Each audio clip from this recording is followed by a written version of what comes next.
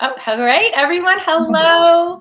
So happy to be here with you. It's nice and sunny today, which is always great for putting me in a better mood. I'm sure you're the same, Alina. Oh yeah, 100%. Um, so I was thinking, I know we often tell people to say hello and tell us where they're from.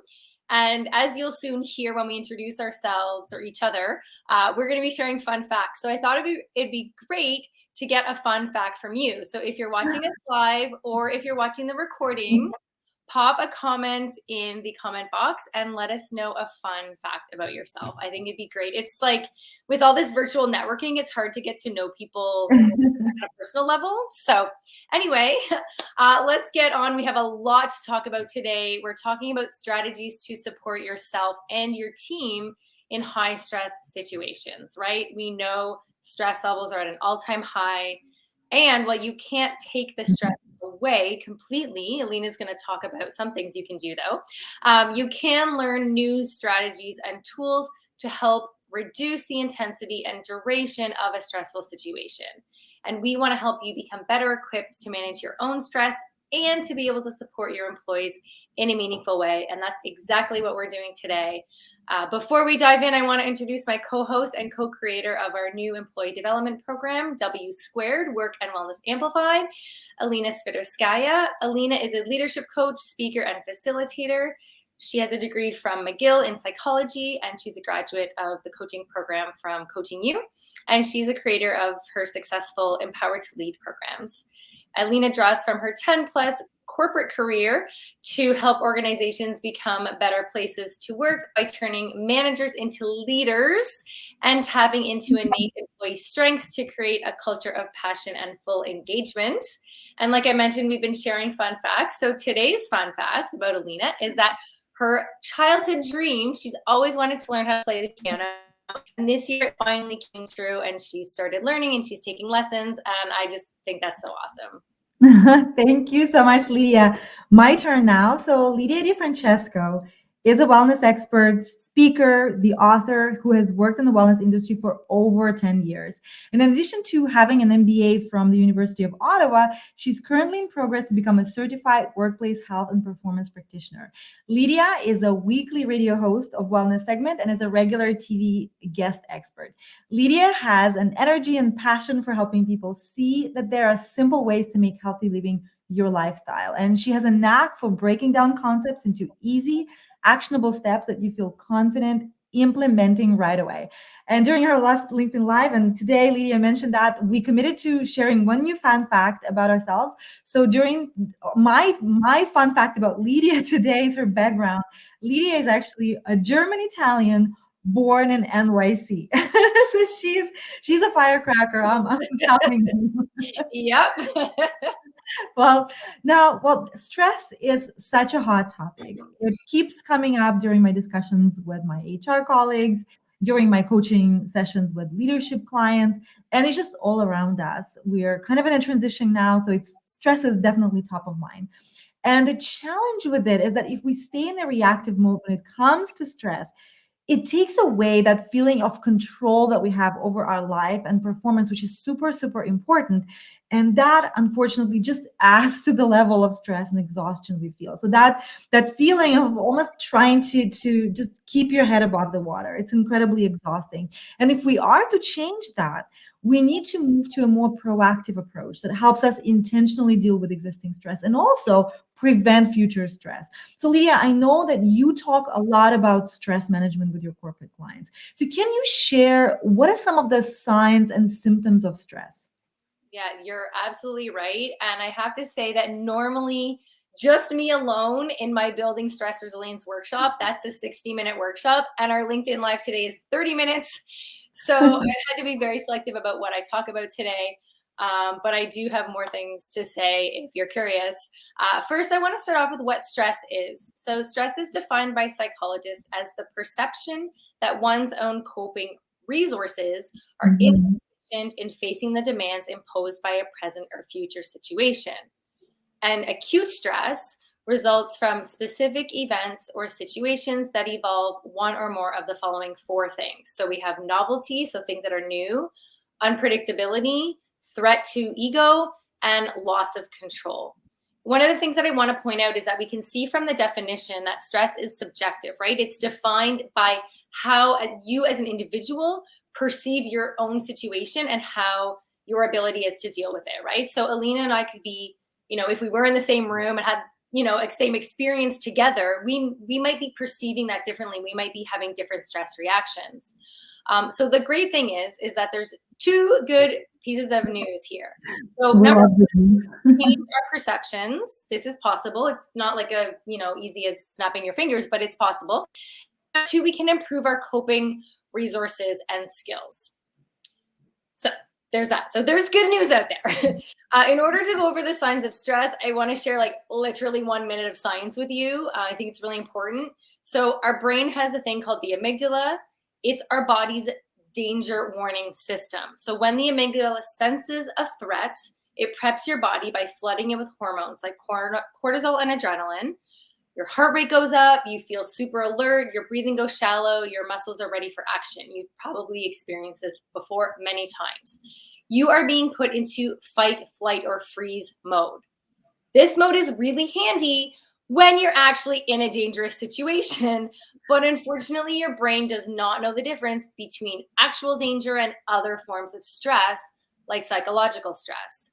So when your body gets in this fight or flight mode, there are a variety of cognitive, physical, and behavioral reactions that you may have. And again, everybody is different. So you may have some of these, you may not have others.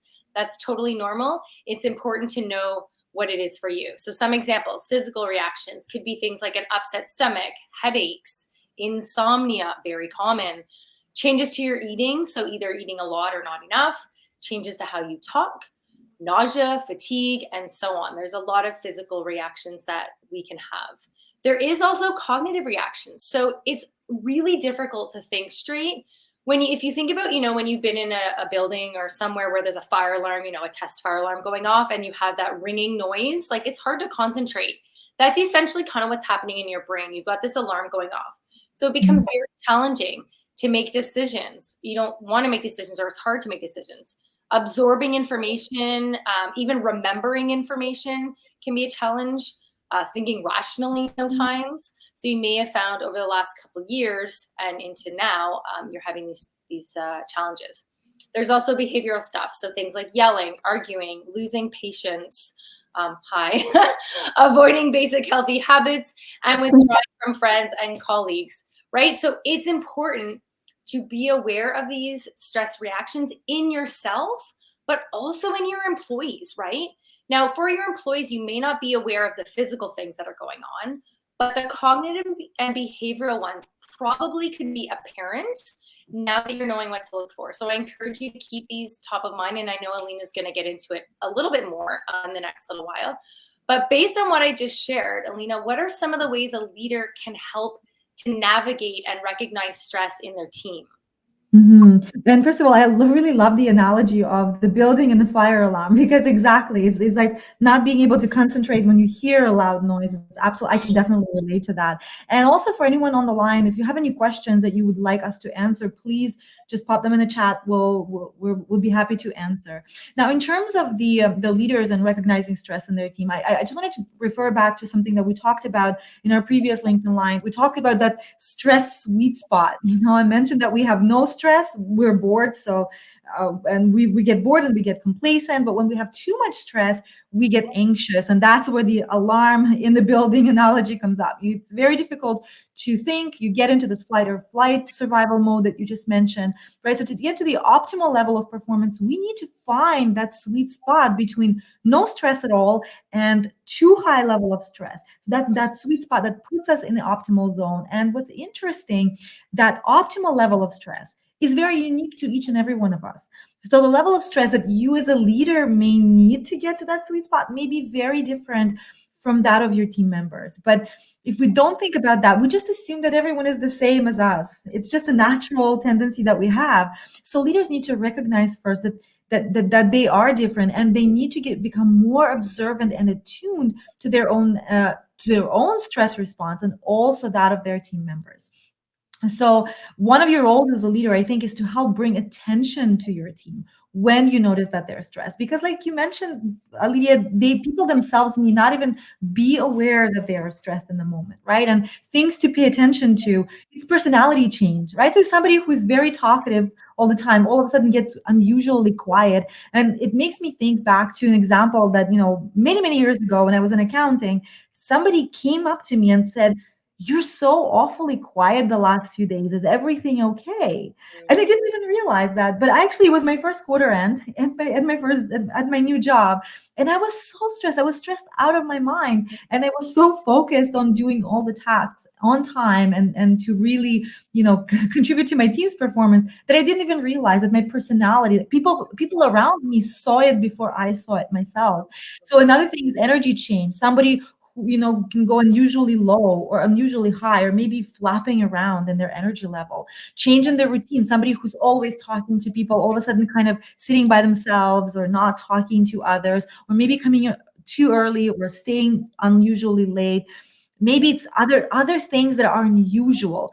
That those are all the signs that your team members may be experiencing stress. And when you see that in your team members, that creates an opportunity to have an open discussion where you can understand what's causing that stress, and if you're able, support them in addressing the root cause. Like maybe it's helping them getting clear on their role, or prioritizing tasks when they have 5 competing tasks and they have very limited time. So you as a leader can help them prioritize the tasks. Maybe it's helping them create a SMART goal in a particular area, or connecting them to someone in the organization who can help them with what they're dealing with. We're feeling the knowledge gap. This is a big one. So whatever the root cause may be, you may be able to help if you use this as an opportunity to have that discussion, right? And it's also, that conversation is also an opportunity for you as a leader to help your team move from reactive mode to solution mode, from asking questions like, why is this happening, to asking questions like, what can I do, or what support do I need, or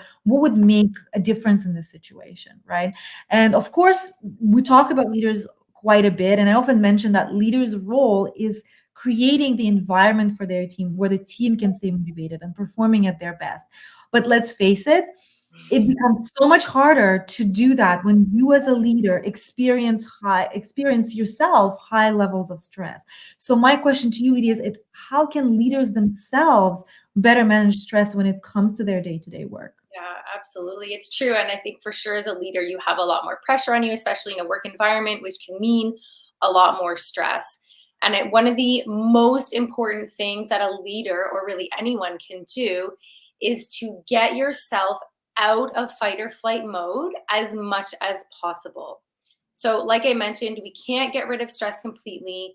And, the stress response by the amygdala does just happen. Like it's an automatic thing that your brain body does. But what we can control is how long our body stays in that stress state. So, learning not only to recognize when you're in a stress state, but also then to do specific actions to calm your body down is key, right? If we are staying in a constant state, and again, I didn't have enough time to get into this, but if we stay in a constant state or too long in acute stress, it actually becomes chronic stress, which can lead to other health issues, right? So we want to be getting our body out of fight or flight as much as possible. So your first course of action is deep breathing. And I know that this sounds really basic, but honestly, deep breathing is like magic. It works in minutes. You can do it anywhere, anytime. And what's really cool is that out of all of the reactions that the amygdala triggers in your body, rapid breathing is the only one over which we have conscious control. We can't control, our heart rate, our blood flow, etc. We can control our breathing. And when we do that, we are basically signaling back to our body that it's okay. There's not a threat. We can calm down. Your body can dial down the adrenaline and the cortisol and all those other reactions, right? Meditation is also another great way to bring your body out of fight or flight mode. It does not need to be a long meditation. Even 2, 3, 5 minutes can make a difference.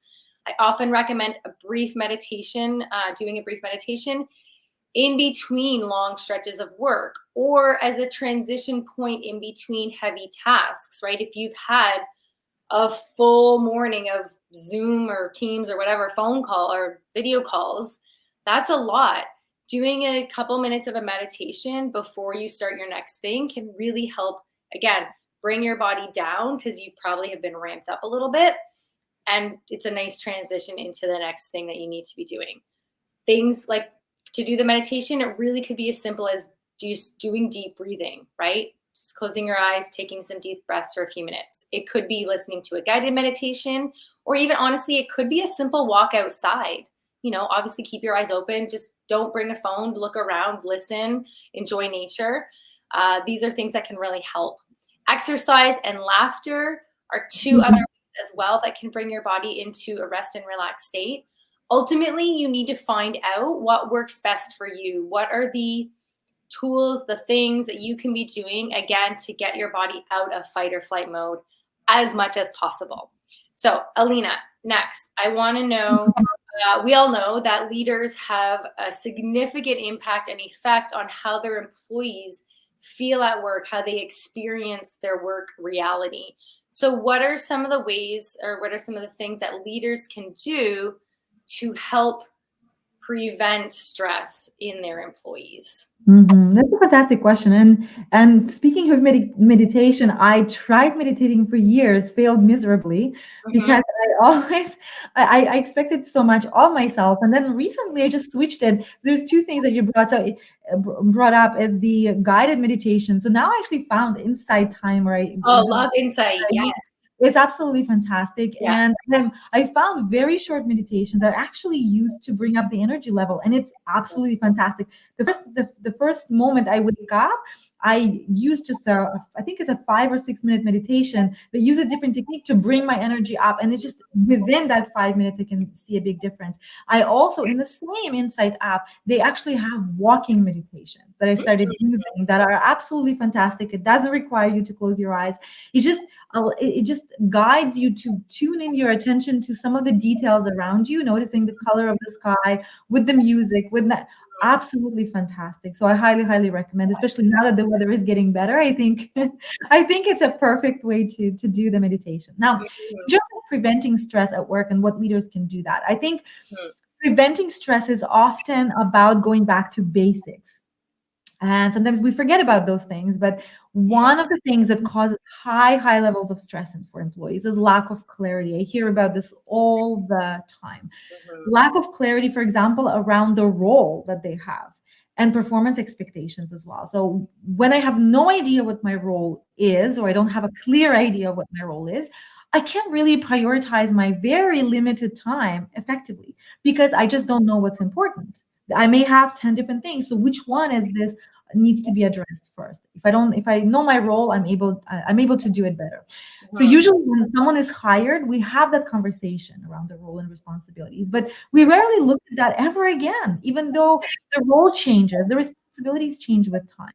So leaders and team members need to realign regularly, at least once a year, on what the roles and responsibilities of their team members are, because maybe there's a discrepancy between what the leader thinks and the employee thinks. So this process helps bring us back and align on what's truly important. So kind of the process of defining the priorities together. And it allows the leaders to see what the employee has on their plate, because they don't really see day to day all the different things that have to be done. But by realigning and by having that conversation, they're able to see what the employees have on their plate. Also, another source of stress is unclear performance expectations. And not only does it cause stress, but it also causes disengagement and performance issues. When we are not clear of what is expected of us, it always results in wasted time. It always results in stress and frustrations. So leaders often need to check in with themselves when they're asking someone to do something, and ask themselves, have I clearly communicated performance expectations in terms of quality, quantity, and timelines? And some of my clients actually refer to it as QQT. and some of them actually started putting post-its on their desks as a reminder, because it's such a powerful thing. Like, I'll give you an example. If I say to someone, I need the revenue projections as soon as possible, this may be very confusing. Then I have to interpret what the revenue projections for what period, what does soon mean? What's the level of detail do I need? It may be very confusing. But if I say, I need a rough draft of 12-month revenue projection. So I tell that's the basic guidelines before the end of the day on Tuesday. So now the person knows when it's a due. And I can also add something like, I expect that it should take you about 4 hours. And if it's taking you longer, just please ping me. I will help you, or we'll clarify. So that now becomes much clearer. Now I have a better idea of what I need to do, because we all have different ideas of what's doing something well, doing something fast means, what's urgent, what can wait. It's very subjective, and we Totally. can't read each other's minds, and that being forced to read each other's minds can be very stressful. And Mhm. finally, having a regular pre-scheduled one-on pre-scheduled recurring one-on-ones. This is another fantastic way to prevent and deal with stress. Many leaders make that mistake that they assume that because they are friendly, because they're open, and because they genuinely care about their employees, that they don't need to have scheduled one-on-one, because they said, well, I have an open door policy, and they will come, my team will come Right, to me right. when they need help. But it's very rarely the case. So having those pre-scheduled recurring one-on-ones, that's one of the best places to build trust, to create space where employees bring their questions, bring their challenges, and ask for support. But it requires time. It also can help you prevent conflicts and issues before they even become fires and issues, because it's one of the ways to keep an ear on the ground, so to speak, especially now when most people, well, a lot of people are working remotely and they're Oh, exactly. day-to-day interactions, right? Now, I want to shift the focus a little bit. So last time we spoke about microcultures, and that Mhm. team has a culture, and it's even more important the culture that the whole organization have. So I would love to know, what are some of the habits that maybe teams can embrace to prevent and deal with stress? I love it. It's such a great question. I love the idea of the microculture.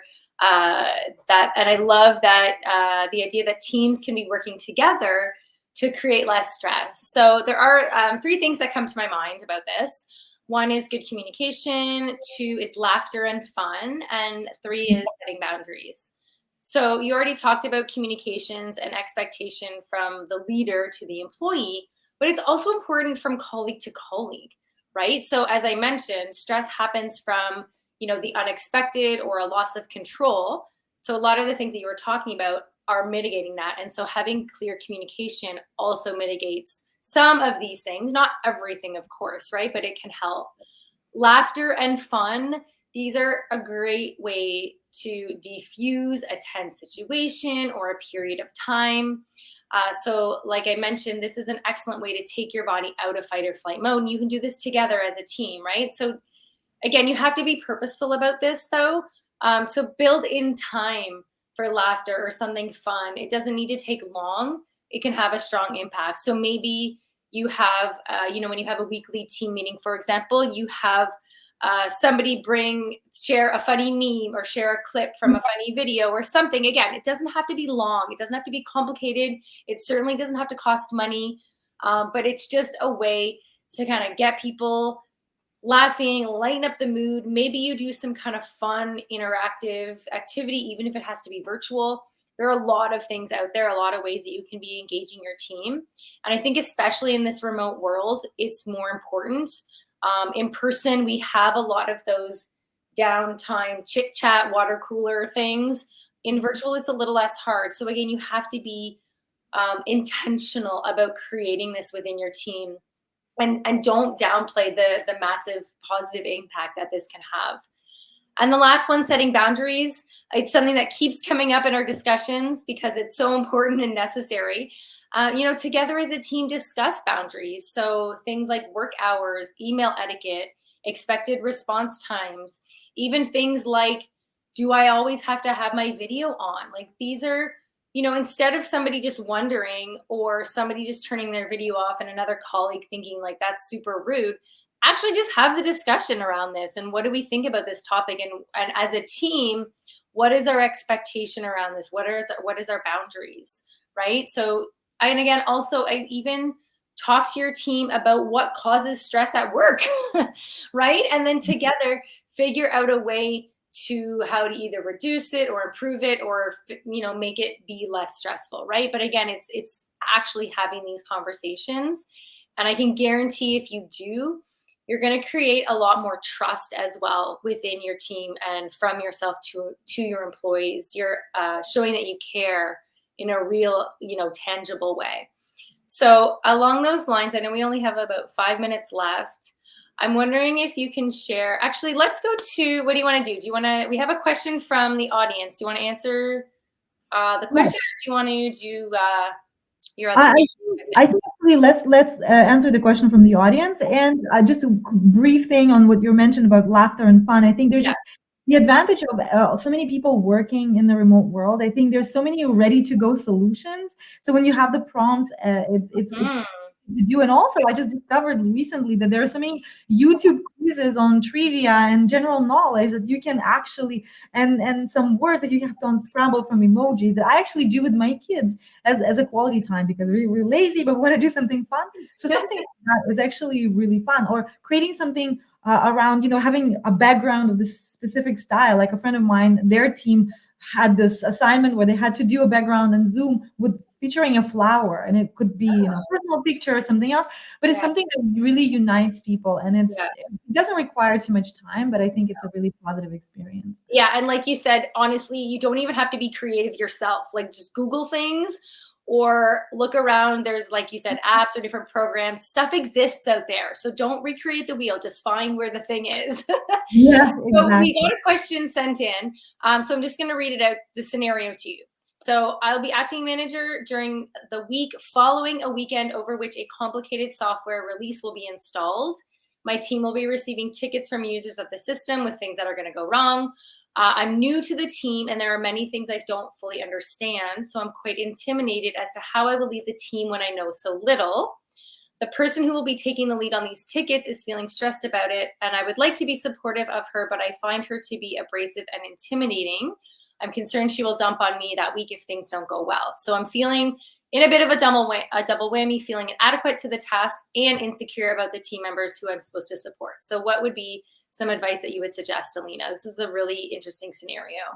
Yeah, and I mean it's there's quite a bit of information, but I would have Mhm. loved to ask more questions to just clarify some Of things. course, yeah. But there are a few things that kind of jumped at me there that I would love to comment on. So one is, setting yourself up for success by defining what is the success in terms of things that you can control in that week that's coming, right? So based on the situation, it seems like there's a lot of things that are uncertain in that situation. So if the expectations that you set for yourself is I have to be 100% perfect all the time, then the chances of you meeting those expectations are very low. So it's how do we intentionally use that opportunity to define what success look like for me? Like actually asking yourself that question, what would success look like for me? Or how will I need to show up for me to consider this to be a success?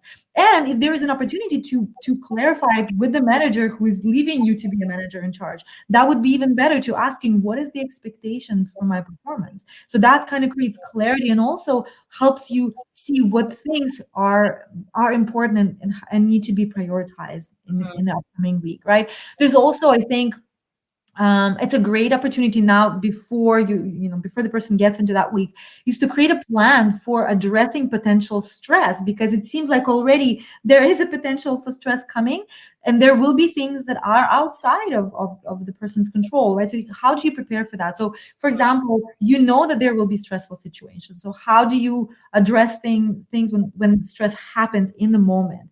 Almost creating a rules for yourself. If I feel X, I will do Y. For example, if I feel stressed, I will do square breathing technique, or maybe I'll take 2 minutes to focus on that one thing that I can control in the moment and define the next 100 meters. But it's also, I think, around creating strategies for preventing stress, and maybe it's ensuring that you go to bed early, because for me, if I operate on lack of sleep, for sure I will be less patient, for sure I will be more prone to stress. So knowing that this is coming, how do you build that resilience by preventing it? So maybe, as I said, maybe going to bed early, maybe preparing meals in advance, maybe committing to take regular medium breaks throughout the days, whatever, like you said, whatever works for you. And finally, also as a preventative measure, is aligning on key resources. I talk a lot to leaders, and one of the misconception is that leaders need to know all the answers. Mhm. true. Leader's role is not knowing all the answers, but knowing where to get them. I always use that analogy of conductor of an orchestra. You just need to know how to guide people. So you may consider planning ahead and aligning with your colleague on the key people that you can reach out to for support when specific issues arise or when things go wrong. So Yeah. I those three things. Yeah, those are great. And I'm just going to add two things real quick. One would be in terms of the planning. I love the idea of like pre-planning how to deal with stress, but also I think it's good to pre-plan the actual technical side of things. So how are you already are anticipating you're going to get tickets to things? Well, what's the plan of action for that? What's the sequencing? What are the approvals that you'll need to go through? Kind of mapping that out a little bit. And then in terms of the dealing with the colleague that you're kind of worried about, I think having a conversation with them, asking them, how can I best support you? What is it that I can do to support you in managing what we know is going to come? I think that will go a long way in showing your support. Like Alena said, there's a lot that we can dig into in this. So hopefully that helps resolve that and gives suggestions for other people who may be having, perhaps similar experiences. We are out of time, unfortunately. We obviously could talk about this for so much longer. These are the types of things that we cover in our W Squared program. So if you're interested in that, please reach out to us. And we're going to be here again in 2 more weeks. Yep. Talking, On my channel next. On a channel, absolutely. So we're really looking forward to doing this again. Amazing. So hopefully we'll see you in 2 weeks. And if you're watching the replay and you've made it this far, again, leave a comment if you have questions. And don't forget to tell us the fun fact about yourself. Take care, everyone. Bye. Bye.